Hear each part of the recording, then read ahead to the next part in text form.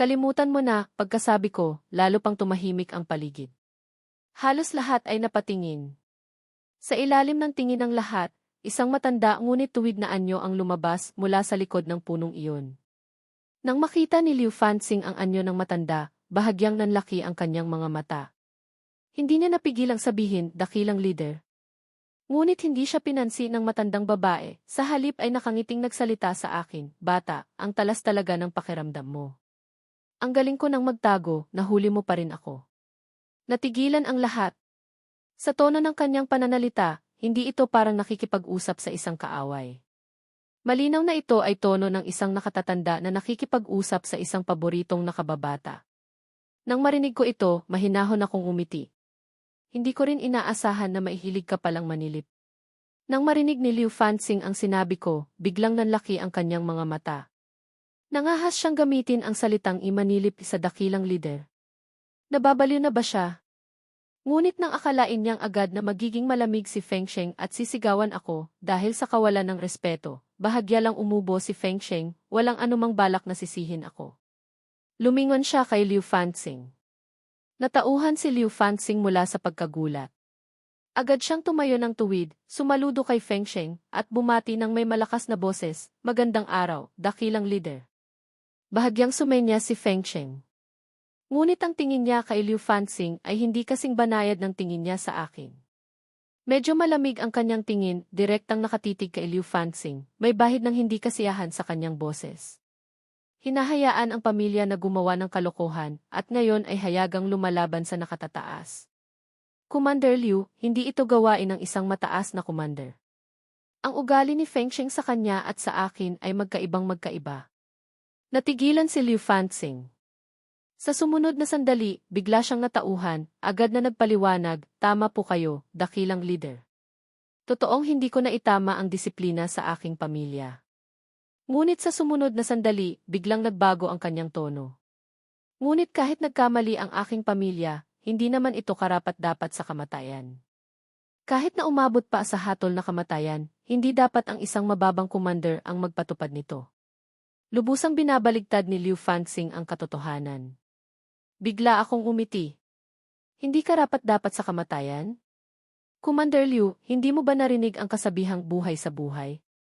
O sa tingin mo ba, Commander Liu, na kapag sinipsip ng anak mo ang dugo ng kapatid ko, dapat pa akong magpasalamat at magpaputok pa ng paputok para ipagdiwang? Nang marinig ni Fengsheng ang sinabi ko, muling naging malamig ang kanyang tingin. Agad na sinabi ni Liu Fanxing, gusto lang niyang kumuha ng kaunting dugo para iligtas ang tao. Hindi niya naisip na mamatay ang kapatid mo. At hindi naman talaga namatay ang kapatid mo, hindi ba? Malamig kong tiningnan si Liu Fanxing, walang interes na makipagtalo pa sa kanya. Direktang tumingin ako kay Fengsheng. Kung gusto ba ni Liu Xiao na ubusin ang dugo ng kapatid ko, malalaman sa surveillance ng ospital. Liu Fanxing, nasabi ko na ang lahat. Wala na siyang maipagtanggol. Nagalit siya ng ngipin, umatras ng isang hakbang. Inaamin kong nagkamali si Xiao. Pero si Jean, narinig ko kanina na gusto mong ipapatay si Jean. Hindi naman siguro ako nagkamali ng dinig, hindi ba? Bigla akong umiti. Ang dahilan kung bakit ako nandito ngayon ay dahil sinabi ni Liu Jia na dito siya hihingi ng tawad sa akin. Para maayos na ang hidwaan sa pamilyang Liu, naglakbay ako ng malayo. Hindi ko lang inaasahan na ang kapatid mong ito, na namamahala sa mga iligal na gawain sa Yuncheng, ay walang anumang balak humingi ng tawad. Sa halip, nagdala pa ng higit sa 200 tao para patayin ako.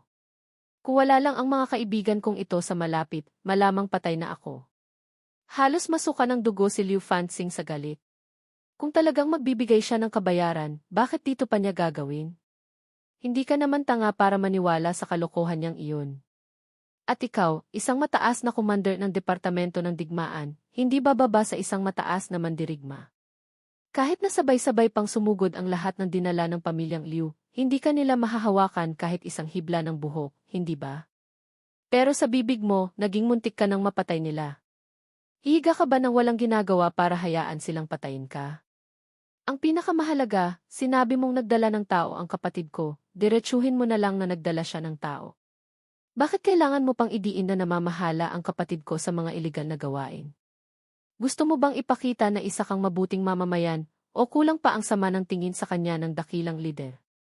Makalipas ang ilang hinga, pinilit ni Liu Fanxing na lunukin ang bumabalik na dugo, huminga ng malalim. Sumasagot ka ng wala sa tanong. Ang tanong ko ay, anong karapatan mong mag-utos na patayin sina Xiao at Jian? Mahinahon kong tiningnan si Liu Fanxing, parang tumitingin sa isang tanga. Commander Liu, isa ka na ring veterano sa Departamento ng Digmaan. Dapat alam mo ang batas na nagsasabing ang sinumang sadyang magtangkang pumatay sa isang mataas na commander ng Departamento ng Digmaan ay maaaring agad na patayin, hindi ba? Huwag na nating sabihing hindi pa sila patay, kahit napatay na sila, kasalanan pa rin nila iyon. Natigilan si Liu Fanxing. Masyado siyang nagalit kanina, nagulo ang isip niya, nakalimutan niyang may ganitong probisyon sa batas ng kahariang Xia. Kung gayon, wala talagang kasalanan si Gu Chen. Sa sumunod na sandali, biglang nagbago ang tingin niya sa akin. Ang lalaking ito, napakagaling magplano. Hindi ko pinansin ang tingin ni Liu Fanxing, muling tumingin kay Feng Sheng. Dakilang lider, si Liu Xiao ay nagtangka at nagsagawa ng pagpatay sa isang 6 na taong gulang na bata. Si Liu Jian ay nagdala ng mga tao para patayin ang isang mataas na commander ng Departamento ng Digmaan. Paano sila harapin, ikaw na ang magpasya? Biglang natauhan si Liu Fanxing, biglang kinabahan. Natatakot siyang agad na magpasya ang dakilang lider, agad na nagsalita, dakilang lider, bagamat nagkamali sina Xiao at Jian, hindi naman ito kasing grabe ng sinasabi niya. At walang namatay dahil sa kanilang dalawa. Pakiusap, dakilang lider, patawarin mo na ang dalawa ko na lang na kamag-anak. Lalo pang lumamig ang tingin ko. Dahil mayroon kang mataas na commander ng Departamento ng Digmaan bilang sandalan, kaya sila nangangahas gumawa ng ganitong kalokohan. Kung lahat ng pamilya ng mataas na opisyal ng Departamento ng Digmaan ay ganito kagulo, hindi na kailangang hintayin pa ng kahariang Xia na salakayin ito ng ibang bansa, mismo itong masisira ng sarili nitong Departamento ng Digmaan. Galit na galit si Liu Fanxing sa akin. Bawat salita niya, sinasagot ko. Sa buong buhay niya, hindi pa siya napahiya ng ganito. May sasabihin pa sana si Liu Fanxing, ngunit pinigilan siya ni dakilang leader Feng Sheng sa pamamagitan ng pagtaas ng kamay. Ngayon, talagang walang katuwiran ang pamilyang Liu. Kung magmamakaawa ka at hahayaan ko na lang ito, paano ko haharapin ang mga katulad na sitwasyon sa ibang mataas na opisyal ng Departamento ng Digmaan sa hinaharap? Pagkatapos, lumingon siya sa mga tauhan ng Departamento ng Digmaan na sumunod sa kanya. Mga tauhan, hulihin muna sina Liu Xiao, Liu Jian, at itong si Ginoong Lin at dalhin sa kulungan ng Yoncheng. Hayaan na ang korte ang magpasya kung paano sila haharapin. Lumubog ang puso ni Liu Fanxing. Nanigas ang mukha ni na Liu Xiao at Liu Jian. Agad na nagpakita ng takot si Lin Fifan. Kung ipapaubaya sa korte ang desisyon, kapag napatunayan ang kanilang kasalanan, kahit hindi kamatayan, habang buhay na pagkabilanggo iyon. Sa kritikal na sitwasyon, wala na siyang pakialam sa iba, agad na sumigaw kay Feng Sheng, dakilang leader. Ang tiyuhin kong si Lin Chuan ay isang 3 bituing mataas na commander ng Departamento ng Digmaan. Nagkaroon lang kami ng kaunting hindi pagkakaunawaan, at nabali pa niya ang 2 kamay ko. Hindi mo pwedeng gawin ito sa akin. Mahinahon lang tiningnan ni Feng Sheng si Lin Fifan, ngunit hindi na tinad. Si Lin Chuan ay si Lin Chuan, ikaw ay ikaw. Lalong nagpakita ng pagmamakaawa si Liu Fanxing sa kanyang mukha. Lumamig ang aura ni dakilang leader Feng Sheng. Kung hindi ka pa rin nasisiyahan, kailangan ko na lang ipaubaya kay Commander Bu ang pagharap dito. Nang marinig ito ni Liu Fanxing, nagbago ang kanyang mukha, agad na binago ang tono. Tinatanggap ko ang desisyon ng dakilang leader. Pagkatapos, tiningnan niya ako, puno ng galit at hindi pagtanggap ang kanyang mga mata. Ngunit si dakilang leader Gu, hindi rin naman walang kasalanan. Bago kayo dumating, narinig ni King Air ang sinabi niya na hindi niya bibigyan ng mukha kahit kayo. Kanina lang, paglabas mula sa likod ng puno, diretsyong tinawag ang inyong pangalan at ginamit pa ang salitang manilip sa inyo. Dakilang leader, wala siyang respeto sa inyo. Sa ganitong kayabangan niya, maaga o huli, magdudulot siya ng malaking kapahamakan at magdudulot ng hindi masukat na pinsala sa Departamento ng Digmaan. Kumunot ang noo ni Feng Sheng. Anong gusto mong sabihin? Nagpatuloy si Liu Fanxing, masyadong bata si Commander Gu. Inaamin kong marami siyang naiambag sa bansa, ngunit masyadong maikli ang kanyang karanasan. Hanggang 2 taon na ang nakalipas, ano kaya ang naramdaman ng mga veteranong mandirigma ng mga sukdulang commander nang marinig nilang isang batang wala pang 20 taong gulang ang naging 3 bituing mataas na commander? Buong buhay silang lumaban para sa bansa, ngunit hindi pa rin sila makapantay sa isang batang hindi pa man tinutubuan ng balahibo. Alam niyo ba kung gaano sila nadismaya sa Departamento ng Digmaan ng Kahariang Xia dahil dito? Para hindi masaktan ang puso ng mga veteranong mandirigma, at para bigyan ng oras si Commander Bu na magpakatatag, alisin ang kanyang kayabangan at pagiging pabigla-bigla, iminumungkahi ko na ibaba muna ang ranggo ni Commander Bu sa sukdulang commander. Pagkatapos niyang umabot ng hindi bababa sa 30 taong gulang, saka na lang isaalang-alang ang pagtaas ng kanyang ranggo. Kung hindi, magkakagulo ang Departamento ng Digmaan. Matapos marinig ang mga paratang at mungkahi ni Liu Fanxing, umisi ako. Pagkatapos, lumingon ako, napako ang malamig kong tingin kay Feng Sheng. Dakilang lider, dahil napakaraming tao ang nagsasabing hindi ako karapat-dapat sa posisyong ito, hindi na kailangang pahirapan pa kayo sa pagbaba ng ranggo ko. Direktang paalisin niyo na lang ako sa Departamento ng Digmaan. Proprotektahan ko ang kahariang Xia dahil lang sa pangako ko sa kaibigang iyon. Kung sa tingin ng Departamento ng Digmaan ng kahariang Xia ay hindi ako karapat-dapat, hindi ko na kailangang isugal pa ang buhay ko para patuloy na ipagtanggol ang kahariang Xia. Kahit na ang star card na iyon, hindi ko na kailangang magmadali para i-unseal. At pagkasabi ko noon, muling tumahimik ang paligid. Maliban sa mga miyembro ng Palasyo ng Lupa, lahat ng iba pa ay tumingin sa akin na parang tumitingin sa isang baliw. Hindi makapaniwala si Liu Fanxing sa narinig. Umalis sa Departamento ng Digmaan? Nababaliw na ba siya? Hindi, naabot na niya ang ganitong kataas na posisyon, imposible siyang pumayag na umalis. Kung gayon, ginagamit niya ang pag-alis sa Departamento ng Digmaan para takutin ang dakilang lider, para hindi babaan ng dakilang lider ang kanyang ranggo. Nang maisip ito, ang tingin ni Liu Fanxing sa akin ay puno ng pang-aasar at paghamak. Akala ba niya, kapag umalis siya, hindi nagagana ng maayos ang Departamento ng Digmaan ng Kahariang Xia? Kung matatakot sa kanya ang dakilang lider, hindi siya aabot sa kasalukuyang posisyon niya. Ang paggamit niya ng ganitong paraan para takutin ang dakilang lider ay magiging bitag lang sa sarili niya. Tiyak na pagsisisihan niya ito. Habang nag-iisip pa si Liu Fanxing, tumingin sa kanya si Feng Sheng. Sa mga matang iyon na may otoridad at hindi maaaring labagin, may bahid ng pagnanais na pumatay. Hindi mo ba narinig na pinatatahimik kita? Mula ngayon, kung magsasabi ka pa ng isang salita, ikaw ang mabababaan ng ranggo. Sa sandaling ito, gusto na talagang patayin ni Feng Sheng si Liu Fanxing. Dapat malaman na ngayon, halos walang maitutulong sa akin ang Departamento ng Digmaan, ngunit kailangan ng Departamento ng Digmaan na gawin ko ang maraming bagay, at hindi namamalayang nagdaragdag ito ng mga hadlang sa akin. Maaari akong umalis sa Departamento ng Digmaan, maging isang malayang prinsesa ng Palasyo ng Lupa. Ngunit ang Departamento ng Digmaan ng Kahariang Xia ay talagang hindi pwedeng wala ako. Kapag umalis ako sa Departamento ng Digmaan, ang tiyan ng regiment na pinamunuan ko noon ay magkakagulo. At ang Kahariang Xia, na kasalukuyang kinukubkob ng ilang bansa, ay tiyak na mapapahamak. At dahil dito, 1 taon na ang nakalipas, gusto na niya akong maging ika-4 na dakilang lider ng Departamento ng Digmaan. Sayang lang, sa tingin ko ay masyadong komportable, 2 beses ko na siyang tinanggihan. Ngayon, 3 beses na siyang pumunta rito nang may makapal na mukha. Umaasa siyang sa pamamagitan ng pagsuporta sa akin, maiintindihan ko ang kanyang saloobin, at papayag na maging ika-4 na pinuno ng Kahariang Xia.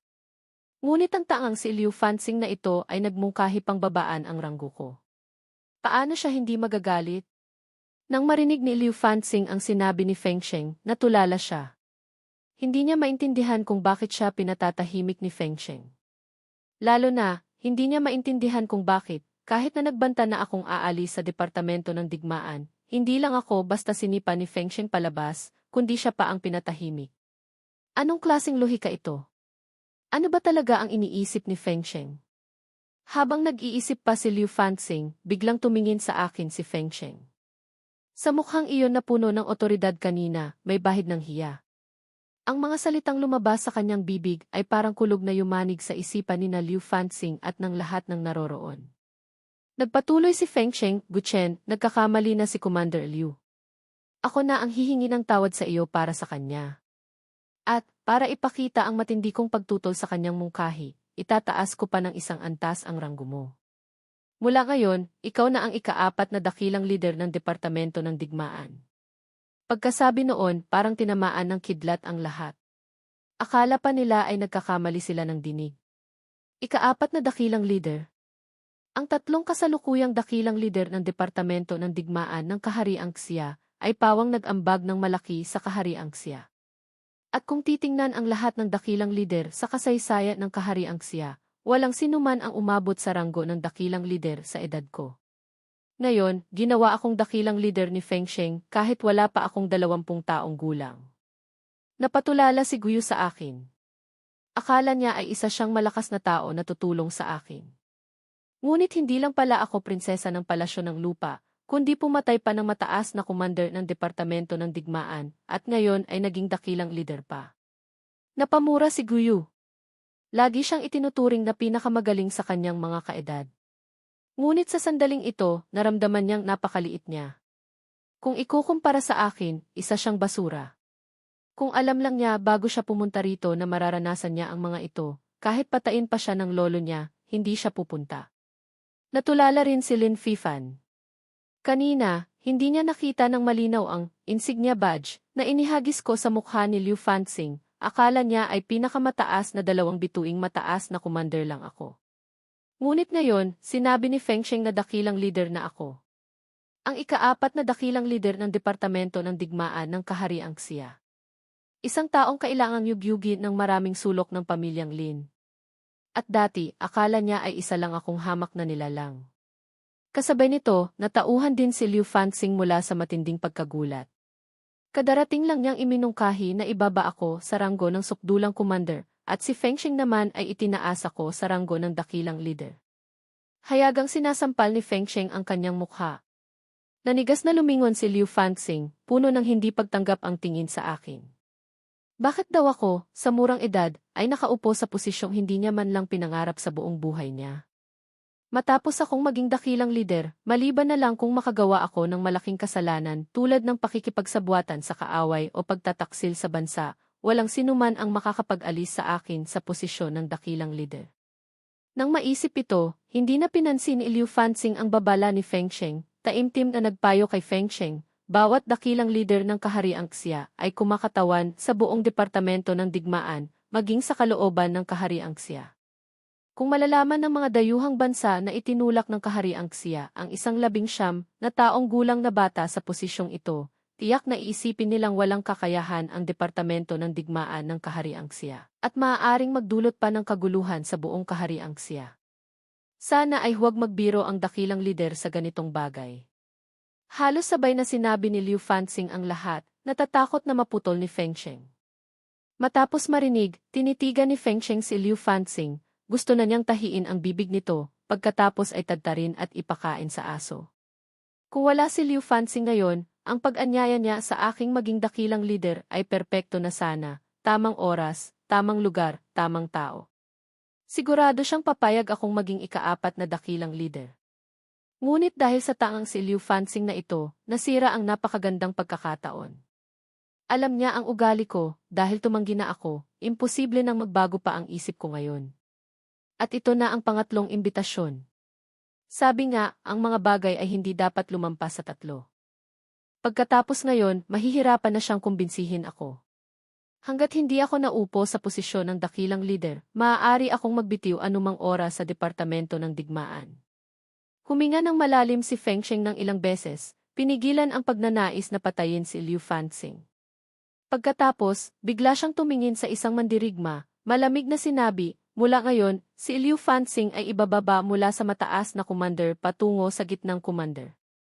Pagkatapos nito, hindi na siya maaaring tumaas pa ng ranggo. Kinuyom ni Liu Fanxing ang kanyang mga kamao.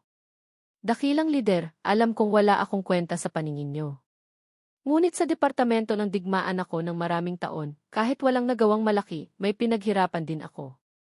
Kailangan niyo akong bigyan ng dahilan kung bakit niyo pinoprotektahan ng ganito si Guchen. Malamig na tumingin si Fengsheng kay Liu Fanxing. Protektahan? Liu Fanxing, masyado na bang naging mapayapa ang kahariang Xia sa mga nakaraang taon kaya nakalimutan mo na ang mga patakaran ng Departamento ng Digmaan? Sa ugali mo lang sa pakikipag-usap sa akin at kay Commander Gyu, maaari na kitang parusahan ayon sa mga patakaran ng Departamento ng Digmaan. Kinabahan si Liu Fanxing, naggalit ang ngipin, direktang tumingin kay Fengsheng. Tinatanggap ko ang anumang parusa. Ngunit gusto ko pa ring malaman, siya, isang batang wala pang 20 taong gulang, anong karapatan niyang maupo sa posisyon ng dakilang lider? Tiningnan siya ni Fengsheng. Saranggo mo, wala kang karapatang malaman. Kinuyom ni Liu Fanxing ang kanyang mga kamao, natahimik sandali, parang isusugal na ang lahat. Matatag ang kanyang tingin. Kung hindi ako bibigyan ng paliwanag ng dakilang lider ngayon, ang isang bulok na departamento ng digmaan ay hindi na rin dapat paglingkuran. Sige, sabi ni Fengsheng. Pagbibigyan kita. Lumingon siya sa mandirigma sa likod niya. Ilabas mo lahat ng nagawa ni Commander Bu mula nang pumasok siya sa departamento ng digmaan. Sumagot ang miyembro ng departamento ng digmaan, kinuha ang display na kasing laki ng cellphone mula sa kanyang braso, mabilis na nag-operate. Pagkalipas ng 10 segundo, nagsalita ang mandirigma, dakilang lider, na ilabas na po. Ipakita mo sa kanya, sabi ni Fengsheng. Nang makita ni Liu Fanxing ang unang impormasyon sa display, nanlaki ang kanyang mga mata. Paano posible?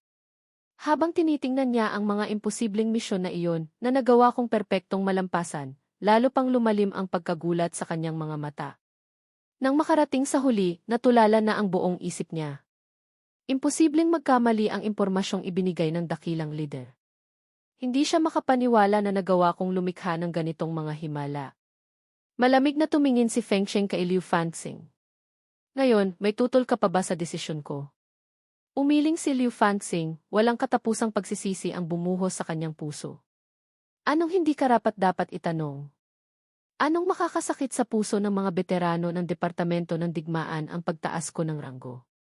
Ang lahat ng ito ay walang kwenta sa harap ng aking mga nagawa.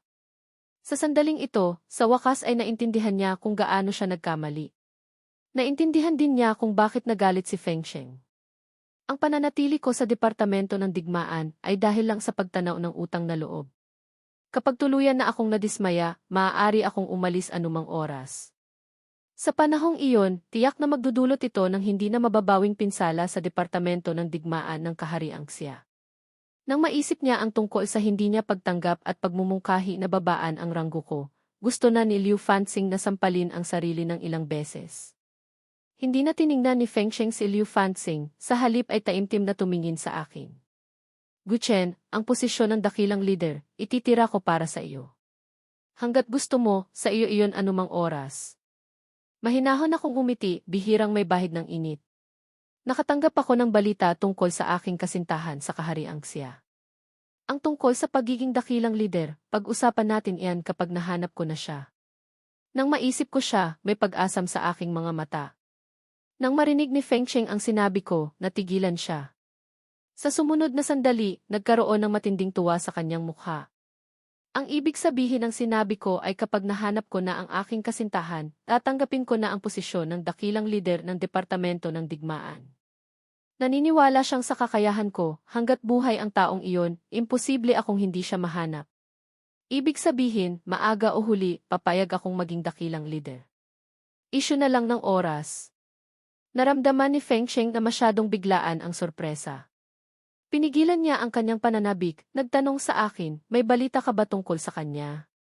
Hindi ko itinago, maaaring nasa Akademya ng Lungsod ng Lupa.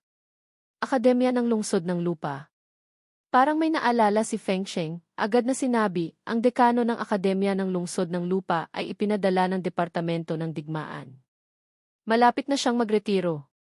Hindi pa napipili ang bagong dekano. Pumunta ka muna roon at maging pansamantalang dekano ng ilang araw. Mas madali kang makakakilos kapag gumagawa ng ilang bagay. Sinabi ni Fengsheng na gawin akong pansamantalang dekano. Bagamat sobra-sobra na ang pagkakakilanlan ko para maging dekano, ako ang magpapasya kung kailan ako aalis. Napakamaalalahanin NA arrangement ni Feng Cheng. Mahinahon akong umiti. CJ. Ngunit huwag mong ipaalam sa publiko ang aking pagkakakilanlan.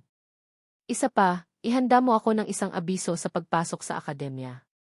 Ang pag-unsil sa star card na nakuha ko mula sa pamilyang Lee ay maaaring mangailangan ng kooperasyon ng mga mataas na opisyal ng akademya. Ang pagkakakilanlan bilang dekano ay talagang makakatipid ng oras, ngunit kung gusto kong hanapin ang aking mahal, mas mabuti ang pagkakakilanlan bilang estudyante. Nagtanong si Jayang Siki, Prinsesa, papasok ka ba sa akademya ng lungsod ng lupa bilang estudyante? Nagtanong ako, may problema ba? Agad na umiling si Jayang Siki, medyo komplikado ang ekspresyon. Wala po. 3 araw na ang nakalipas nang makatanggap siya ng abiso na siya ang mamamahala sa pagsasanay militar ng mga bagong estudyante ng akademya pagkalipas ng 10 araw. Ibig sabihin, kasama sa mga sasanayin niyang bagong estudyante ang kanyang mahal na prinsesa. Ano ang pagkakaiba nito sa pagpapakamatay niya? Hindi napansin ni Feng Cheng ang pagbabago sa ekspresyon ni Jayang Siki, direktang tumango. CJ, magpapadala ako ng tao para ibigay sa iyo. Pagkatapos, inutusan niya ang mga tao na dalhin sina Liu Zhan at iba pa sa kulungan ng Yoncheng at pagkatapos ay umalis. Hindi nagtagal matapos umalis ang lahat, kumislap ng 2 beses ang display sa braso ni Dikin. Tumingin siya, seryosong tumingin sa akin. Boss, may balita. Natagpuan ng pamilyang Chen ng Yoncheng ang bakas ng inyong kasintahan. Natigilan ako. Nagpatuloy si Dikin, ang bunsong anak na babae ng pamilyang Chen, si Chen Wan-er, ay laging pinagtatawanan mula pagkabata. Ngunit kamakailan lang, biglang nagbago ang kanyang ugali, at napakaangkop sa mga katangiang ibinigay niyo. Ito ang litrato ni Chen Wan-er, tingnan niyo po. Inilagay ni Dikin ang cellphone sa harap ko. Sa litrato, isang babaeng nasa 20 taong gulang, ang balat ay pino at parang manika, ang kanyang aura ay napakalinis.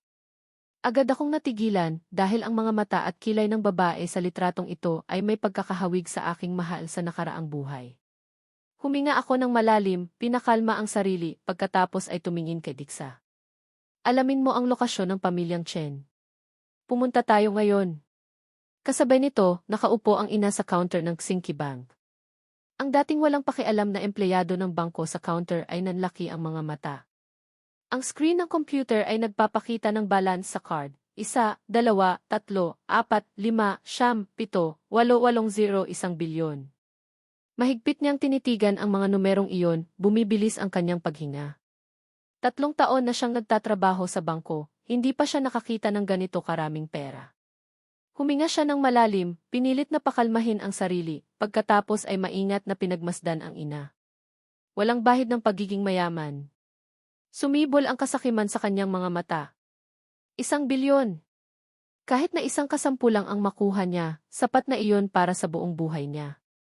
Mabilis niyang itinago ang pananabik, malamig na tinanong ang ina, saan mo nakuha ang card na ito? Agad na sumagot ang ina, bigay ng anak ko. Nang marinig ang sagot ng ina, lumamig ang ekspresyon ng empleyado. Ilang taon na ang anak mo? Ano ang trabaho niya? Kumunot ang noo ng ina. May kinalaman ba iyan sa pag-withdraw ko ng pera? Nang marinig ito ng empleyado sa counter, lalo pang lumamig ang kanyang mukha.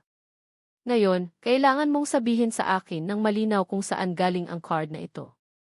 Ang babaeng tagapaglingkod na nagdala sa ina sa bangko, nang marinig ang mapilit na tanong ng empleyado sa counter, ay parang biglang natauhan, agad na nagbigay ng nagtatanong na tingin sa empleyado sa counter. Bahagyang tumango sa kanya ang empleyado sa counter, pagkatapos ay sumenyas ng ki-10 gamit ang kamay. Agad na napasinghap ang babaeng tagapaglingkod, dumilim ang mukha ng tumingin sa ina, nagtanong, sabihin mo kung saan galing ang card na ito. Sa iyo ba o sa anak mo? Napulot mo ba o ninakaw? Naramdaman ng ina ang mapilit na aura ng dalawa, itinaas ang kamay para kunin ang bank card sa card reader. Magwi-withdraw lang ako ng pera, parang kriminal na ang trato niyo sa akin. Hindi ko nakukunin ang perang ito. Nang makita ito ng babaeng tagapaglingkod, mabilis niyang inagaw ang bank card. Hindi malinaw ang pinagmulan ng card na ito. Sa tingin ko, ninakaw mo ito o ng anak mo. Sumama ka sa amin sa istasyon. 10 minuto na lang ang layo namin sa bahay ng mga Chen nang makatanggap ako ng tawag. Ang ina ay dinala sa istasyon ng pulis. Lumamig ng ilang antas ang aura ko. Hindi ako nag-atubili, direktang pumunta sa istasyon ng pulis ng Yongcheng. Sa silid hintayan ng istasyon ng pulis ng Yongcheng, nakaposas ang ina sa upuan ng interogasyon. Sa tapat niya ay 3 tao, ang babaeng tagapaglingkod at ang empleyado sa counter, at isa pang medyo matabang babae na nasa katanghaliang gulang, si Deputy Director Wang ng istasyon ng pulis ng Yongcheng. Inilapag ni Deputy Director Wang ang isang papel sa harap ng ina, malamig na sinabi, "Inihanda ko na ang sulat ng pag-amin para sa iyo. Pirmahan mo." Tinitingnan ng ina ang 3 taong pilit siyang dinala at pinipilit umamin. Hindi ninakaw ang card na ito. Tiningnan ni Deputy Director Wang ang ina, ngumisi. Hindi ninakaw. Alam mo ba kung gaano karaming pera ang nasa card na ito? Sa itsura mong iyan, imposible kang mayaman. Tungkol naman sa anak mo, dati nang nakulong sa Yongcheng, kahapon lang nakalaya. Sinasabi mong bigay niya sa iyo ang card na ito. Kahit gaano pa siya kagaling, imposible siyang makakuha ng 10 bilyon sa kulungan, hindi ba? Natigilan si Inang Gyu, puno ng hindi makapaniwalang tingin. 10 bilyon? Parang bombang sumabog sa kanyang isipan. May 10 bilyon pala sa card na iyon. Nang makita ito ng babaeng tagapaglingkod, malamig na tiningnan si Inang Gyu. Aminin mo na, ninakaw mo ang card na ito sa bangko namin. At isuko mo ang card bilang ebidensya sa mga investigador. Hindi na namin hahabulin ang anak mo. Tumango si Deputy Director Wang. Hanggat pipirmahan mo ang sulat ng pag-amin, dahil sa kusang loob mong pag-amin, muling isa sa alang-alang ang parusa sa iyo. Kung hindi, hindi ka magkakaroon ng magandang kahihinatnan. At tiyak na mamamatay din ang anak mo. Kusang loob na pag-amin para sa mas magaan na parusa, o pagmamatigas para mapahamak ang anak mo, pumili ka. Nagtanong si Inang Gyu, bakit niyo inaakala na ninakaw ang card na ito? Bagamat hindi niya alam kung paano ako nagkaroon ng ganito karaming pera, hindi naniniwala si Inang Gyu na ninakaw ko ang perang ito. At hindi naman tanga si Inang Gyu. Kung nakapagnakaw ako ng 10 bilyon, paano hanggang ngayon ay ligtas pa rin ako? Kung ninakawan ng 10 bilyon ang Xinqi Bank, paanong walang anumang balita? Malamig na tiningnan ni Deputy Director Wang si Inang Gyu, nagbabala, bibigyan kita ng 1 minuto. Kung hindi ka pipirma, direktang ipapadala ko ang mga tao para dalhin ang anak mo. Sa panahong iyon, mamamatay kayong lahat. Matatag na sinabi ni Inang Gyu, hindi ninakaw ng anak ko ang perang ito. Wala kayong anumang ebidensya, basta na lang kayo ng huli. Gusto kong kausapin ang nakatataas sa inyo. Natawa si Deputy Director Wang. Mahirap. Anong karapatan mong kausapin ang nakatataas sa akin? Gusto mo ng ebidensya, hindi ba? Bibigyan kita. Pagkatapos, lumakad siya papunta sa ina, hinawakan ng mahigpit ang pulso ng ina. Nagpumiglas ang ina. Anong gagawin mo? Hindi ba't gusto mo ng ebidensya? Agad kitang bibigyan ng ebidensya. Pagkatapos, binuksan ni Deputy Director Wang ang kamay ng ina. Nang idiin niya ng mahigpit ang kanyang hintuturo sa 1 metro, ngumisi siya, idiniin ang daliri ng ina sa sulat ng pag-amin. Saktong babagsak na sana ang daliri, sinipa ang pinto ng silid hintayan. Sabay-sabay na napatingin ang 4 na tao sa loob. Nakita nilang ako, na ang lamig ng aura, ay parang kayang magyelo sa hangin, ay dahan-dahang naglalakad papasok. Nang makita ang ginagawa ni Deputy Director Wang sa ina, bumaba sa pinakamababang antas ang aura ko. Nagsalita si Inang Gyu at Chen. Hindi malakas ang kanyang boses, ngunit sapat na para marinig ng 3 ni Deputy Director Wang. Natauhan si Deputy Director Wang mula sa pagkagulat, dahan-dahang itinago ang sulat ng pag-amin na hawak niya, sumigaw sa labas ng pinto, mga tauhan. Hulihin niyo ang lalaking ito.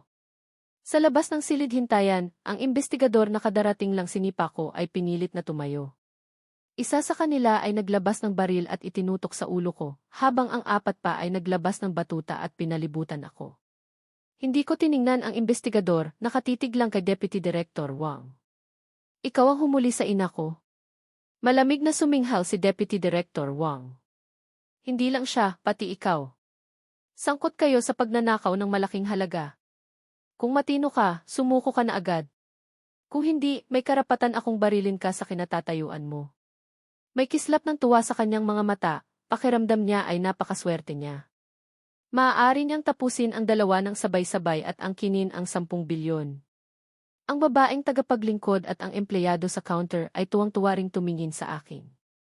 Parang kapag napatay na nila kami ni Ina, sa kanila na ang 10 bilyon.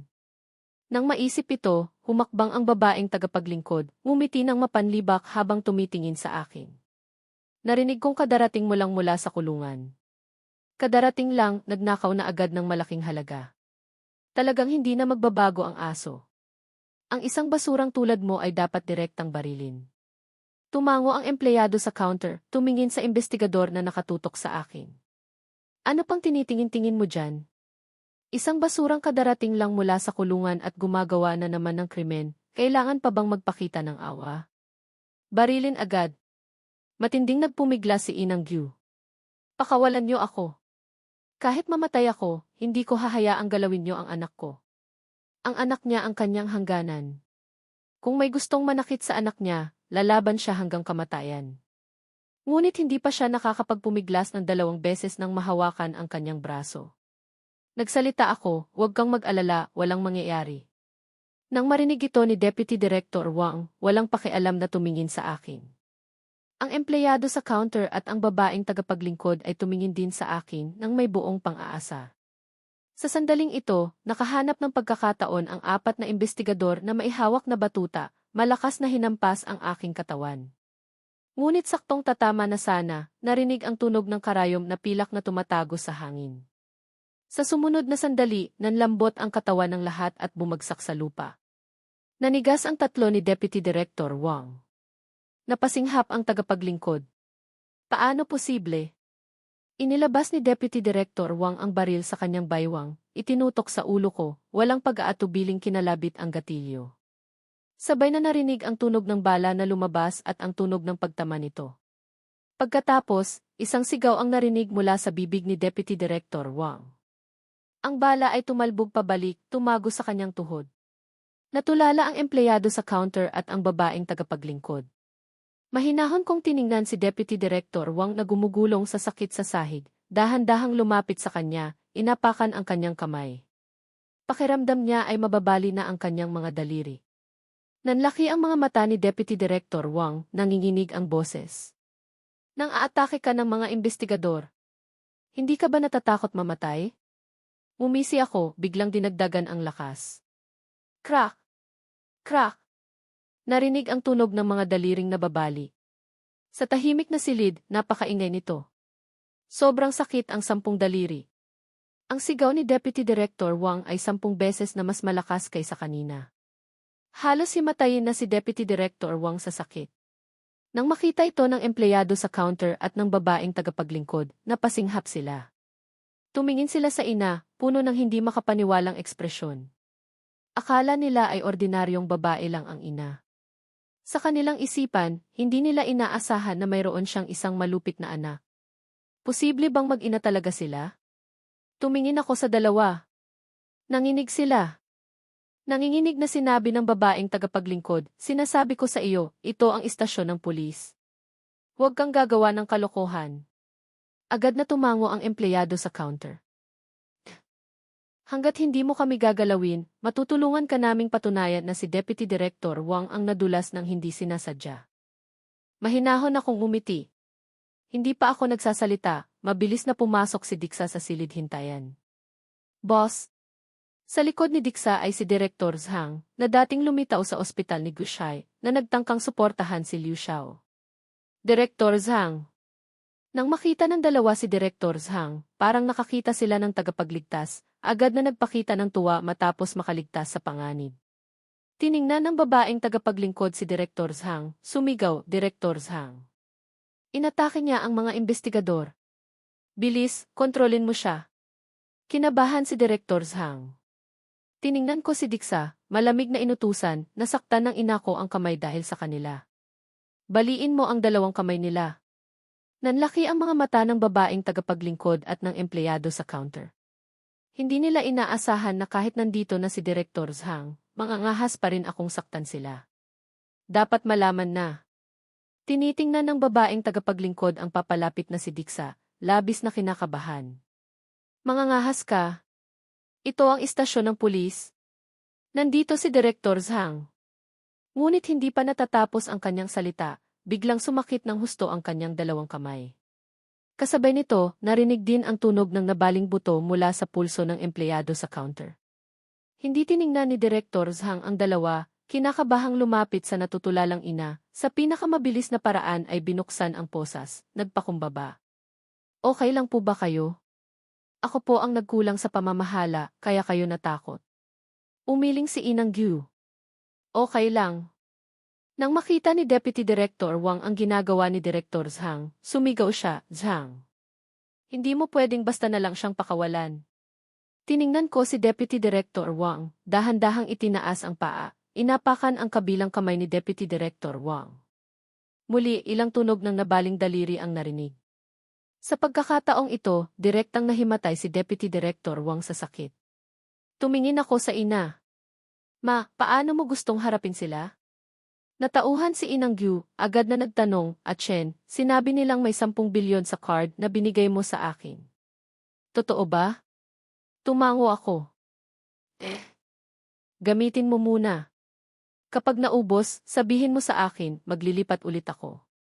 Puno ng pag-aalala ang mukha ni Inang Gyu. At Chen, saan ka kumuha ng ganun karaming pera? Mahinahon akong umiti. Legal ang perang ito. Huwag kang mag-alala, gamitin mo. Walang magiging problema. Muling nag-aalalang nagtanong si Inang Gyu, paano mo kinita ang ganito karaming pera? Mapanganib ba? Medyo nagulat ako sa tanong na ito. Akala ko ay nag-aalala si Inang Gyu na hindi legal ang pinagmulan ng pera. Hindi ko inaasahan na ang panganib ko ang inaalala niya. Ang tingin ko sa ina ay hindi namamalayang lumambot. Huwag kang mag-alala. Sa buong kahariang siya, halos walang makakasakit sa akin. Nang marinig ni Direktor Zhang ang mayabang kong salita, kinabahan siya. Alam niyang pagkatapos kong lumabas sa lugar na iyon, dapat napakalakas na ng aking kakayahan. Ngunit hindi niya inaasahan na makakapagsalita ako ng ganito kayabang. Kung naniniwala siyang totoo lahat ng sinabi ko, lalo pang naging magalang ang tingin niya sa akin. Lumingon ako sa kanya. Ang 3 taong ito ay gustong pumatay sa akin kanina. Paano sila haharapin, ikaw na ang bahala. Huwag mo akong bibigin. Agad na tumango si Direktor Zhang. Opo, opo. Si Deputy Director Wang ay lumabag sa batas, parurusahan ng naaayon. Ang dalawa pa ay kasabwat, hindi bababa sa habambuhay na pagkabilanggo ang kanilang kahihinatnan. Tumango ako, isinama ang inapalabas ng silid-hintayan, inihatid siya pabalik sa ospital, at inutusan si Dixa na alagaan siyang mabuti. Saktong pupunta na sana ulit ako sa pamilyang Chen, biglang nakatanggap ako ng balita na ang pamilyang Chen ay magdaraos ng isang piging sa Global Century Hotel. Kinagabihan, lumitaw ako sa pasukan ng hotel. Pagdating ko pa lang sa pasukan, isang binatang may maayos na itsura na papasok na sana sa hotel ang biglang huminto. Gu Chen. Tinaasan ko siya ng kilay. Liu Xuan. Ang orihinal na may-ari ng katawang ito ay mahina at kimi, hindi maganda ang pakikisama noong junior high. Si Liu Xuan ay minsang nailigtas ng orihinal na may-ari ng katawan ng hindi sinasadya. Siya ang tagapagligtas ng orihinal na may-ari ng katawan, ang kaisa-isang kaibigan ng orihinal na may-ari ng katawan. Lumapit si Liu Xuan sa akin, nag-aalala. Gu Chen, kahapon, buong araw akong naghintay sa labas ng kulungan ng Yoncheng, hindi kita nakita. Pagkatapos, pumunta ako sa pamilyang Li, hindi man lang ako nakapasok sa gate. Okay ka lang ba? Tiningnan ko si Liu Xuan, hindi peke ang pag-aalala sa kanyang mukha, lumambot din ang aking ekspresyon. Okay lang ako. Nakahinga ng maluwag si Liu Xuan, tiningnan ang hotel sa harap. Narinig kong inarkila ng pamilyang Chen ang buong hotel ngayon. Pupunta ka rin ba sa piging? Sumagot ako. Ikaw rin ba? Tumango si Liu Xuan. Ang mga taong tulad ko, ang kaisa-isang paraan para umangat ay ang makapasok sa akademya. Ngunit hindi maganda ang akademya na napasukan ko. Ngayon sa piging, pipili si Ate Chen Wan-er ng isang tao, ire-rekomenda siyang makapasok sa gitnang akademya ng lungsod ng lupa. Ginamit ng nanay ko ang lahat ng koneksyon para makakuha ng isang imbitasyon, gusto niyang subukan ko ang swerte ko. Pagkatapos, naglabas si Liu Xuan ng isang imbitasyon mula sa kanyang bulsa. Para makuha ang imbitasyong ito, gumastos ang pamilya namin ng 100,000. Guchen, anong antas ng imbitasyon mo? Pwede ko bang makita? Idinagdag ako ni Dikin sa listahan ng mga inimbitahan. Hindi ko kailangan ng imbitasyon para makapasok. Biglang humingi sa akin ng imbitasyon si Liu Xuan, wala talaga akong maipakita. Nagsalita ako, wala akong imbitasyon pero makakapasok ako. Nag-aalalang sinabi ni Liu Xuan, paano posible? May mga nagbabantay sa pasukan. Kapag walang imbitasyon, palalayasin ka. Tatawagan ko ang nanay ko ngayon, tatanungin ko kung makakakuha pa siya ng isa pang imbitasyon. Saktong tatawagan na sana ni Liu Xuan ang kanyang ina, isang babaeng boses ang narinig. Mayroon akong sobrang imbitasyon. Ginoong Gu, kung hindi niyo mamasamain, tanggapin niyo na po. Natigilan si Liu Xuan, tumingala. Nang makita ang babaeng dahan-dahang naglalakad, nagtaka siya. Tinaasan ko rin siya ng kilay. Bagamat hindi ko pa nakikita ang babaeng ito, ang kanyang aura ay halatang hindi ordinaryo. Lumapit ang babae sa akin, kinakabahang nagsalita, Ginoong Gu, magandang araw. Ako po si Zhao Wei, ang tagapamahala ng Xingqi Bank sa Yongcheng. Nagulat at nagbigay galang si Liu Xuan kay Zhao Wei. Ang Xingqi Bank ay walang dudang numero 1 bangko sa mundo. Ang Zhao Wei na ito sa harap niya, 28 taong gulang pa lang ay naging tagapamahala na. Siya ang pinakabatang tagapamahala. Napakataas ng kanyang posisyon sa Yongcheng. Hindi inaasahan ni Liu Xuan na ang ganitong kalaking tao ay nakatayo sa harap ko, nagsasalita sa akin ng may mapagkumbabang tono. Ginoong Gu, humihingi po ako ng tawad. Hindi ko po naitama ang pamamahala sa aking mga empleyado, nagdulot po ito ng abala sa inyo at sa inyong ina. Mayroon po akong sobrang imbitasyon dito, sana po ay magamit nyo. Sabi ni Zhao Wei habang naglalabas ng pinakamataas na antas na imbitasyon, magalang na iniabot sa akin. Kung titingnan ng maigi, medyo nanginginig pa ang kanyang mga kamay. Bago siya pumunta, binigyan siya ni Direktor Zhang ng ilang payo. Sa sandaling ito, umaasa lang siyang dahil sa taimtim niyang paghingi ng tawad, hindi ko nahahabulin pa ang kanyang responsibilidad. Kung hindi, ang kahihinatnan ni Liu Xiao at Liu Zhan ang magiging babala sa kanya. Nang makita ito ni Liu Xuan, natulala siya. Si Zhao Wei, isang napakalaking tao, ay napakamagalang na humihingi ng tawad sa akin. Ang dahilan ng paghingi ng tawad ay dahil nagdulot ng kaunting abala sa akin ang kanyang mga empleyado. Hindi niya alam na ganito pala kaganda ang serbisyo ng Xingqi Bank. Itinaas ko ang kamay at kinuha ang imbitasyon. Ang nangyari ngayon ay hindi gaanong may kinalaman sa iyo. Tinatanggap ko ang imbitasyon. Kung may kailangan kang tulong sa akin sa hinaharap, pwede mo akong hanapin. Agad na tumango si Zhao Wei. Opo, opo. Kung gayon, nagpapasalamat na po ako ng maaga kay Ginoong Gu. Napatulala si Liu Xuan habang tinitingnan si Zhao Wei na nakahinga ng maluwag, may pakiramdam na hindi totoo. Kahapon lang ako lumabas sa kulungan, sa loob ng isang araw ay naging napakalaking tao na ako. Anong nangyayari? Bago pa man maintindihan ni Liu Xuan, tumingin ako sa kanya. Halika na. Pagkatapos, pumasok ako sa hotel. Sa bulwagan ng piging, isang binatang nasa 20 taong gulang, nakasuot ng hindi gaanong kasya na uniforme ng Departamento ng Digmaan, ang nakakuha ng pansin ng maraming babae. Ang ganda ng damit mo, napaka-espesyal. Nang marinig ito ni Lin Huayu, pinilit niyang itago ang ngiti sa kanyang labi, mapagkumbabang ngumiti. Walang espesyal. Pero medyo may pinagmulan. Nang marinig ito ng lahat, nagpakita sila ng kuryosidad. Ngumiti si Lin Huayu at ipinakilala, ang damit na ito ay kinuha ng ate ko mula sa Departamento ng Digmaan. Narinig kong idinisenyo ito ng isang maalamat na tao na naging mataas na commander bago pa man umabot ng 20 taong gulang. Pagkasabi noon, isang sigaw ng pagkamangha ang narinig mula sa karamihan. Naging mataas na commander bago pa man umabot ng 20 taong gulang.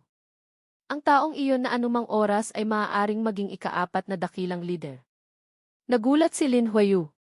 Kilala mo ang dakilang taong iyon? Nang marinig ng lahat ang sagot ni Lin Huayu na parang pag-amin, napasinghap sila, puno ng pagkamangha na tumingin kay Lin Huayu. Sa sandaling ito, pumasok kami ni Liu Xuan sa bulwagan ng piging. Isang kaklase ang nakakita sa akin, nagsalita, tingnan nyo. Ang damit niya ay parang kay Huayu. Sabay-sabay na napatingin ang lahat sa akin, nagtaka. Halos kapareho, ngunit mas maganda. Tinitigan ako ni Lin Huayu, dumilim ang mukha. Kadarating lang niyang sinabi na hindi ordinaryo ang pinagmulan ng kanyang damit, at agad na lumitaw ang isang taong may damit na halos kapareho ng sa kanya, ngunit mas maganda ang material. Hayagang sinasampal nito ang kanyang mukha. Biglang may nakakilala sa akin. Siya yata si Guchen na ipinakulong. Siya nga. Nakalabas na siya sa kulungan ng Yoncheng. Ngunit isang dating bilanggo, walang karapatang dumalo sa piging ngayon, hindi ba? Pinag-uusapan ako ng lahat. Walang pakialam na tumingin sa akin si Lin Huayu.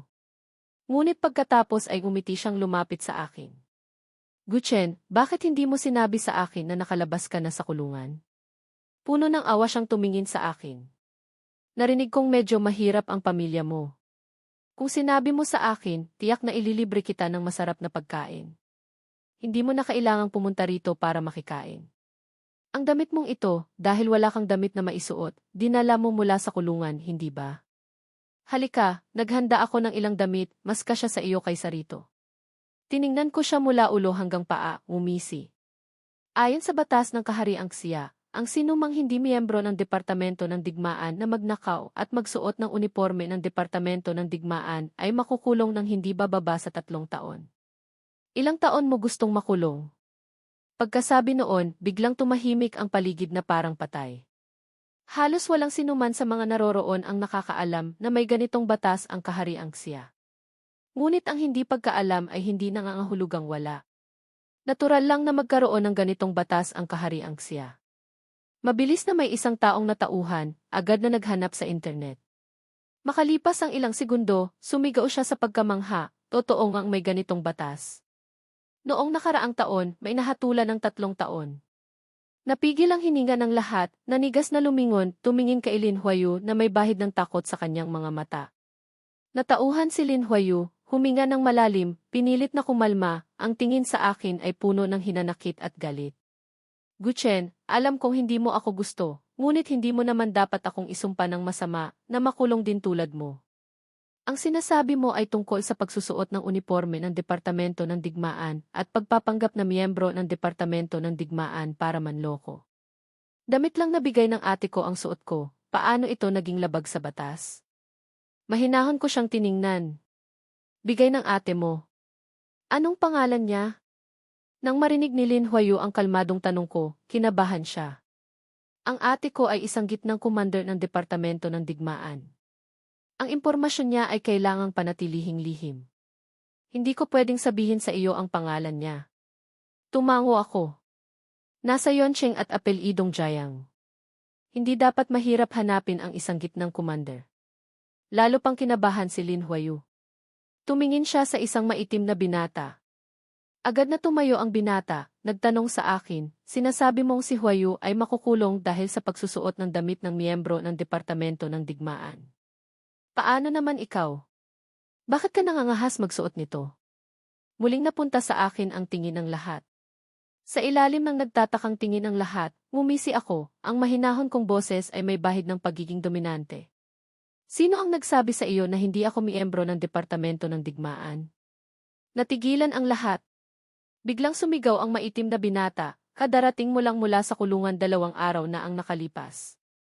Paanong miyembro ka ng Departamento ng Digmaan? Tinaasan ko siya ng kilay. Sino ang nagsabi sa iyo na hindi pwedeng sumali sa Departamento ng Digmaan ang nasa kulungan? Nang marinig ito ng maitim na binata, lumamig ang kanyang mukha. Basura! Niloloko mo ang mga tanga. Hindi pa natatapos, sumigaw ang maitim na binata, direktang tumilapo ng 3 o 4 na metro, malakas na bumagsak sa lupa, nanlisik ang mga mata at nahimatay. Napatulala ang lahat habang tinitingnan akong ibinababa ang kamao, napasinghap. Nagbago ang tingin ni Lin Huayu sa akin.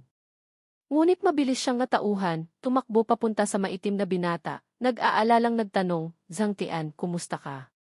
Kahit anong yugyug niya kay Zhang Tian, walang nangyari. Tumingala siya sa akin. Si Zhang Tian ay nagtanong lang sa iyo ng ilang bagay, paano mo siya sinaktan? Mahinahon ko siyang tiningnan. Dapat kang magpasalamat na hindi ka nagsabi ng masasamang salita sa akin. Kung hindi, ikaw na ang nakahiga sa sahig ngayon. Nanigas si Lin Huayu na pagtantong nagbago na talaga ako, naging nakakatakot. Lumingon ako, tiningnan ang lahat. Pagkatapos nito, ayokong may marinig na anumang mapanlait na salita mula sa sinuman. Narinig niyo ba? Napigil ang hininga ng lahat, tumahimik ang paligid. Lalo pang lumamig ang aura ko. Hindi niyo ba narinig ang sinabi ko? Isang duwag na tao ang bumulong, narinig po. Bagamat hindi sumagot ang iba, hindi sila nangahas magpakita ng anumang pagtutol. Kinuyom ni Lin Huayu ang kamao. Isang basurang muntik na niyang ilubog sa tae noong junior high, ngunit hindi siya nangahas tumayo para sumagot sa akin kahit isang salita. Saktong halos masuka na ng dugo si Lin Huayu sa sobrang inis, isang malamig at may otoridad na boses ang narinig. Anong nangyayari? Lumingon ang lahat. Nang makita ang babaeng nasa katanghali ang gulang na papalapit, magalang na bumati, Manager K. Ang manager ng lobby ng hotel. May kislap ng matinding tuwa sa mga mata ni Lin Huayu. Pagkatapos, nag-aalalang sinabi, Manager K, na himatay ang kaibigan ko. May doktor ba na pwedeng tumingin sa kaibigan ko? Lumamig ang mukha ni Manager K. Sino ang gumawa nito? Tumingin sa akin si Lin Huayu, parang natakot, agad na inalis ang tingin. Tiningnan ako ni Manager K, malamig na nagtanong, ikaw ang gumawa nito.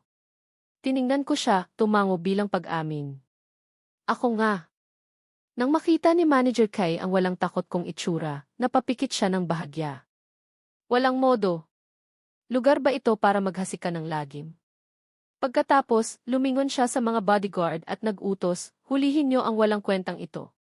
Tiningnan ko ang higit sa 10 bodyguard na mabilis na lumalapit sa akin, mabait na nagpaalala, nandito ako ngayon para maghanap ng tao. Ayokong sirain ito. Mas mabuti pang tanungin mo muna ang tagapamahala kung gusto ba nilang saktan ako. Walang pakialam nang umisi si Manager K. Kailangan pa bang humingi ng pahintulot sa tagapamahala para saktan ka? Sino ka ba? Pagkatapos, sumigaw siya sa mga bodyguard, ano pang tinitingin-tingin niyo dyan? Hulihin niyo na siya. Nagpakita ng tuwa ang lahat. Ang huling taong nanggulo sa hotel ay direktang binasag ang 2 binti. At ang basurang ito, hindi lang nanakit, kundi nangahas pang magsalita ng mayabang sa harap ni Manager K. Kung palalampasin ako ni Manager K, hindi na niya kailangang maging manager ng lobby. Tinitingnan ako ni Lin Huayu na pinalilibutan, may malamig na ngiti sa kanyang labi. Tinitigan ako ni Lin Huayu, parang nakikita na niya akong lumuluhod at nagmamakaawa. Papalapit na ang mga kamay ng 2 bodyguard sa akin. Ngunit saktong hahawakan na sana nila ako, isang sigaw na puno ng takot ang narinig mula sa malayo. Tigilan niyo lahat. Nang marinig ng 2 bodyguard ang utos, likas na huminto sila. Lahat ay napatingin sa direksyon kung saan narinig ang boses. Ang tagapamahala ng hotel ay tumatakbo sa pinakamabilis na paraan, puno ng matinding kaba ang mukha. Lumapit si Manager K nang may ngiti. Direktor Jiang, bakit po kayo naparito? Ngunit hindi tiningnan ni Direktor Jiang si Manager K, nakatitig sa akin na pinalilibutan ng mga bodyguard, halos tumigil na ang tibok ng kanyang puso. Pinigilan niya ang kanyang takot, tiningnan si K Weiwei. Anong nangyayari? Akala ni Manager K ay galit si Direktor Jiang, agad nang umiti. Direktor Jiang, nanggugulo po ang batang ito sa hotel. Huwag po kayong mag-alala, babasagin ko po ang mga binti niya para magbigay ng paliwanag sa mga bisita. Hindi pa natatapos ang huling salita, malakas siyang sinampal ni Direktor Jiang. Natulala si Manager K. Lahat ay natulala. Bago pa man matauhan ang lahat, kinakabahang lumapit si Direktor Jiang sa akin. Isa pang sampal ang narinig. Sa pagkakataong ito, hindi iba ang sinampal niya, kundi ang sarili niya. Sa ilalim ng nagtatakang tingin ng lahat, mapagkumbabang sinabi ni Direktor Jiang sa akin, Ginoong Gu, ako po ang nagkulang sa pamamahala sa aking mga tauhan. Humihingi po ako ng tawad sa pagkagambala sa inyo. Natulala ang lahat sa ginawa ni Direktor Jiang. Si Direktor Jiang ay ang pangkalahatang tagapamahala ng Global Century Hotel sa rehiyon ng Jiangsheng. Kahit ang mga pinuno ng mga nangungunang pamilya sa Jiangsheng ay kailangang bigyan siya ng mukha. At siya, napakamapagkumbabang humihingi ng tawad sa akin. At ang dahilan pa ay hindi niya naitama ang pamamahala sa kanyang mga tauhan at hindi niya ako personal na sinalubong. Pakiramdam nila ay nananaginip sila. Tumingin si Lin Huayu kay Direktor Jiang ay umuyuko sa akin, nanigas ang ngiti sa kanyang mukha. Hindi pa siya natauhan, sumigaw si Direktor Jiang kina Manager Kai at sa mga bodyguard, ano pang tinitingin-tingin niyo dyan? Bilis, humingi kayo ng tawad kay Ginoong Gu. Kung hindi niyo makukuha ang kapatawaran ni Ginoong Gu, umalis kayong lahat. Natauhan sina Manager Kai at ang mga bodyguard mula sa pagkagulata, agad na tumingin sa akin.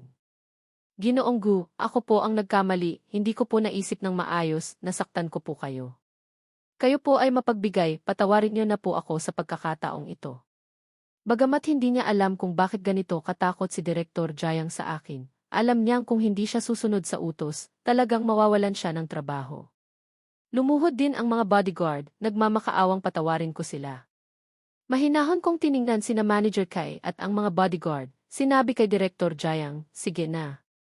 Ginagawa lang nila ang trabaho nila. Kung talagang gusto ko silang pahirapan, wala na sana ang mga braso nila ngayon. Kinabahan si Direktor Jiang, agad na tumingin kina Manager Kai at sa mga bodyguard. Ano pang hinihintay nyo? Magpasalamat kayo kay Ginoong Gu sa pagpapakita ng awa. Agad na tumango sina Manager Kai at ang mga bodyguard. Salamat po, Ginoong Gu. Ngunit bagamat ganito ang sinasabi nila, may paghamak sa kanilang mga mata. Nang makita ni Direktor Jiang ang ekspresyon ng mga bodyguard, kumunot ang noo niya, humingi ng paumanhin sa akin. Ginoong Gu, pasensya na po talaga sa nangyari kanina. Dadalhin ko po kayo sa pinakamagandang upuan. Tumango ako. Sa ilalim ng tingin ng lahat, sumunod ako kay Direktor Jiang sa pinakaunahan at gitnang upuan. Pagkaupo ko pa lang, tumakbo ang isang waiter ng hotel, bumulong ng ilang salita sa tainga ni Direktor Jiang. Nagbago ang mukha ni Direktor Jiang, nahihirapang tumingin sa akin. Mahinahon ko siyang tiningnan. Kung may gagawin ka, unahin mo na. Nang makita kong tumango ako, nakahinga ng maluwag si Direktor Jiang. Talagang mahirap po ang sitwasyon. Salamat po sa inyong pangunawa, Ginoong Gu. Pagkatapos, lumingon siya at nagbilin kina Manager Kai at sa mga bodyguard na huwag akong pababayaan. Saka lang siya umalis sa bulwagan ng piging. Kinagabihan, may narinig na bulungan sa paligid. Hindi ba't kadarating lang niya mula sa kulungan? Bakit ganun kagalang sa kanya si Direktor Jiang? Sino ba talaga siya? Nagbago ang tingin ng ilang tao sa akin. Ngunit ang ilang kakilala ko noong junior high ay suminghal. Ngunit dahil sa babala ni Direktor Jiang, hindi sila nangahas sabihin ang aking pagkakakilanlan. Saktong lalong nagtataka ang maraming tao sa akin, pumasok ang deputy butler mula sa labas ng bulwagan. Tiningnan niya ang lahat. Nang makita niya ako, kumunot ang noo niya. Saan kang pamilya galing? Natigilan ang lahat. Ang deputy butler ay ang punong katiwala ng pamilyang Chen. Lahat ng imbitasyon ay dumaan sa kanya. Ngayon, nagtanong siya ng ganito. Posible bang palihim akong pumasok? Nagbago ang mukha ng lahat. Hindi pa ako nagsasalita, nagmamadaling nagsalita si Lin Huayu. Deputy Butler, ang pangalan niya ay Gu Chen, taga-pamilyang Li siya. Tumingin ulit siya sa maitim na binata, galit na sinabi, sinaktan pa niya ang kaibigan ko. Pakiusap, maghanap kayo ng doktor para gamutin agad ang kaibigan ko. Lumamig ang mukha ng Deputy Butler. Una niyang inutusan ang mga tauhan ng Chen na maghanap ng doktor. Pagkatapos, napako ang malamig niyang tingin sa akin. Walang sinuman mula sa pamilyang Li ang inimbitahan ng pamilyang Chen. Mga tauhan, hulihin niyo ang maliit na bastardo na ito na palihim na pumasok sa piging. Agad na tumayo ang higit sa 10 tauhan ng Chen, pinalibutan ako. Tumingin ang mga bodyguard kay Manager K. Nag-atubili sandali si Manager K, umiling sa mga bodyguard. Ito ay piging ng pamilyang Chen. Kung gusto ng pamilyang Chen na palayasin ang isang tao, wala silang karapatang pumigil. Nang makita ito ng mga bodyguard, agad silang nagpakita ng tuwa. Ang iba pang tao sa bulwagan ng piging ay tumingin sa akin nang may paghama. Pala, taga-pamilyang pangalawang uri pala siya. Ang pamilyang Li at pamilyang Chen ay laging hindi magkasundo. Naglakas loob pa siyang pumunta sa piging ng pamilyang Chen. Masyadong walang hiya. Baka gusto niyang makuha ang pagkakataong makapasok sa akademya. Palakang gustong kumain ng karne ng sisn. Tinitingnan ni Lin Huayu ang mga tauhan ng Chen na papalapit sa akin, ngumiti. Talagang tanga. Akala mo ba, dahil nasa panig mo si Direktor Jiang, makakapasok ka na sa mataas na lipunan? Ipapakita sa iyo ng realidad na kahit anong gawin mo, dahil galing ka sa pamilyang Li, mananatili ka lang hamak, hinding-hindi ka magiging kabilang sa mataas na uri, walang karapatang makatanggap ng imbitasyon mula sa pamilyang Chen. Saktong lalong lumalalim ang pang-aasar sa mukha ni Lin Huayu, bigla kong itinaas ang kamay. Sa sumunod na sandali, ang pinakamataas na antas na itim na imbitasyong may gintong tatak ay lumipad patungo sa mukha ng Deputy Butler, direktang tumama sa mukha ng Deputy Butler at nahulog. Bago pa man makapag-react ang Deputy Butler, malamig kong sinabi, buksan mo ang mga mata mong parang aso, tingnan mo kung ano ito. Pagkasabi noon, tumahimik ang paligid na parang patay. Lahat ng tao ay natulala habang tinitingnan ang imbitasyon. Walang sino man ang nag-akala na mangangahas akong ihagis ang imbitasyon sa mukha ng katiwala at magsalita pa ng ganito ng walang takot. Sa sandaling ito, lahat ay nag-akala na tapos na ako. Ang Deputy Butler ay kumakatawan sa dangal ng pamilyang Chen. Ngayon, sinampal ko ang mukha ng Deputy Butler, katumbas na rin iyon ang pagsampal sa mukha ng pamilyang Chen. Ang pagsampal sa mukha ng pamilyang Chen sa piging ng pamilyang Chen, tiyak na babasagin ang mga binti ko at itatapon palabas ngayon. Tinitingnan ni Lin Huayu ang natutulalang Deputy Butler, may kakaibang ngiti sa kanyang mukha. Natauhan ang katiwala, nanigas na yumuko, tiningnan ang imbitasyon sa paanan niya. Pagkatapos, yumuko siya at kinuha ito. Matapos buksan at tingnan ng ilang beses ang imbitasyon, lalo pang dumilim ang kanyang mukha. Makalipas ang ilang sandali, tumingala siya. Saan mo nakuha ang imbitasyong ito? Mahinahon akong nagsalita. Ang kailangang kumpirmahin ay kung totoo ba ang imbitasyong ito. Paano ko ito nakuha, may kinalaman ba sa iyo? Agad na may suminghap. Lahat ay nag-akala na wala na akong pag-asa. Ngunit ang Deputy Butler, sa halip na magalit, ay ngumisi. Walang kinalaman sa akin. Ang mga imbitasyon ay may iba't ibang antas. Sa katayuan mo, kahit sa susunod na buhay, wala kang karapatang makatanggap ng ganitong pinakamataas na antas na imbitasyon. Natigilan ang lahat, dahil lahat ng imbitasyon ay itim at ginto, iba lang ang disenyo, walang sinuman ang nakapansin na hindi tama ang antas ng aking imbitasyon. Sa sandaling ito, nang marinig ng lahat ang sinabi ng Deputy Butler, muling nagbago ang tingin nila sa akin. Napapikit ng bahagya ang katiwala, malamig na sumigaw, sabihin mo. Paano mo nakuha ang imbitasyon? Ngunit hindi pa ako nagsasalita, biglang umiling si Lin Huayu, dismayadong nagsalita, Guchen, akala ko, pagkatapos mong makulong sa Yoncheng, magbabago ka na. Hindi ko inaasahan na paglabas mo, lalo ka pang lumala. Kahit pagnanakaw ng imbitasyon, nagawa mo. Masyado mo akong binigo. Agad na lalong napuno ng paghamak ang mga mata ng lahat habang tumitingin sa akin. Ang ganitong basura, paano makakakuha ng imbitasyon? Pala, ninakaw lang. Talagang hindi na magbabago ang aso.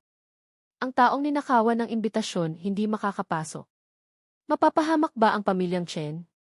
Nang marinig ng Deputy Butler ang sinabi ng huling tao, kinabahan siya. Agad na malamig na nag-utos, hulihin niyo siya. Kung maglakas loob siyang lumaban, patayin agad. Sabay-sabay na sumagot ang mga tauhan ng Chen, sabay na sumugod sa aking pinakamahinang bahagi. Nang makita ito ng mga bodyguard, ang tingin nila sa akin ay hindi lang puno ng tuwa, kundi may bahid din ng pag-asa. Gusto nilang makita kung paano ako luluhod at magmamakaawa. Pagkatapos ng lahat, dahil kay Chen Wan-er na parang phoenix, tumaas ang katayuan ng pamilyang Chen. Ngunit sa sumunod na sandali, sunod-sunod na tunog ng nabasag na buto at kasamang sigaw ang umalinggaw sa bulwagan ng piging. 10 segundo lang, lahat ng higit sa 10 malalakas na tauhan ng Chen ay bumagsak sa lupa, sumisigaw sa sakit. Natigilan ng lahat, hindi makapaniwala sa nangyayari sa harap nila. Ang mayabang ng ngiti ni Lin Huayu ay nanigas sa kanyang mukha, natakot na parang nakakita ng multo. Sa di kalayuan, nanlamig ang mga bodyguard. Sa sandaling ito, hindi na sila nagduda sa sinabi kong babaliin ko ang kanilang mga kamay. Kasabay nito, nagpasalamat sila na dumating si Direktor Jiang sa tamang oras. Kung hindi ang mga tauhan ng Chen ang nakahiga sa sahig, kundi sila. Nang tumingin ang mga bodyguard sa akin, ang kanilang tingin ay nagbago mula sa paghamak patungo sa paggalang. Iyon ay paghanga sa isang malakas.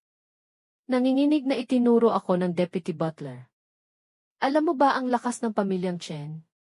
Hindi ka lang nagnakaw ng imbitasyon, sinaktan mo pa ang mga tauhan ng Chen. Dagdag na kasalanan. Babalaan kita, sumuko ka na agad. Kung hindi ka titigilan ng pamilyang Chen hanggang sa mamatay ka. Pagkasabi noon, isang mapilit na boses ang narinig. Kailan pa naging isang alipin ang nagpapasya para sa pamilyang Chen? O kailangan ko pang humingi ng pahintulot sa iyo para magbigay ng isang imbitasyon?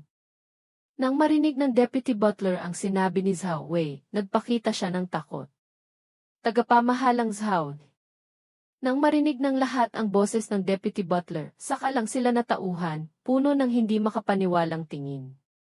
Si tagapamahalang Zhao ay isang napakalakas na tao sa Yongsheng. Paanong nagkaroon ako ng koneksyon kay tagapamahalang Zhao? Natigilan din si Lin Huayu. Kahit anong mangyari, hindi niya inaasahan na hindi lang si Direktor Jiang, kundi maging si Zhao Wei ay nasa panig ko. Sa sandaling ito, napagtanto niyang hindi ako kasing simple ng inaakala niya. Tinitigan ni Zhao Wei ang Deputy Butler, malamig at matigas ang tono. Sagutin mo ang tanong ko.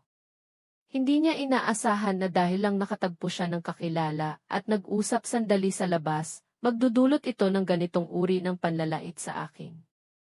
Huminga ng malalim ang Deputy Butler, mapagkumbabang sinabi, tagapamahalang Zhao, humihingi po ako ng tawad. Hindi ko po alam na kayo ang nagbigay ng imbitasyon. Bago pa man matapos ang Deputy Butler, pinutol siya ni Zhao Wei. Hindi alam. Walang anumang ebidensya. Pinagbibintangan mo ang kaibigan ko na nagnakaw ng imbitasyon at pinapalo pa. Napigil ang hininga ng Deputy Butler. Sa ilalim ng malakas na presensya ni Zhao Wei, pinagpawisan ang kanyang noo. Tagapamahalang Zhao, kasalanan ko po ang nangyari ngayon. Kahit anong parusa ang ibigay niyo sa akin, tatanggapin ko. Hindi nagsalita si Zhao Wei, lumingon sa akin, magalang na nagtanong, Ginoong Gu, sa tingin niyo po, paano ito dapat harapin? Mahinahon kong tiningnan ang Deputy Butler. Gusto niya akong patayin. Sa tingin niyo po, tagapamahalang Zhao, ano ang pinakaangkop na paraan para harapin ito?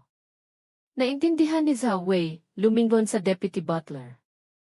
Nanlambot ang katawan ng Deputy Butler na paupo sa lupa.